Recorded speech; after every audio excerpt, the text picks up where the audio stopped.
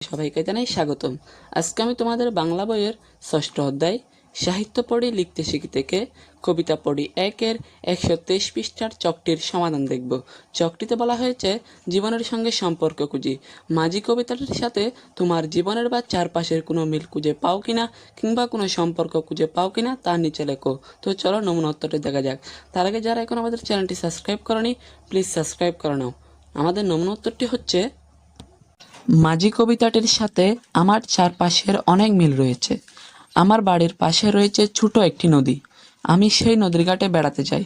সেখানে সারি সারি নৌকা বাঁধা আছে। কৃষকেরা লাঙ্গল কাঁধে নিয়ে নদী পার হয়। জেলেরা নদীতে মাছ ধরে। রাখাল ছেলে গরু মহিষ নিয়ে মাঠে যায়। রাতে শিয়ালগুলো হুক্কা হুয়া করে ডাকে।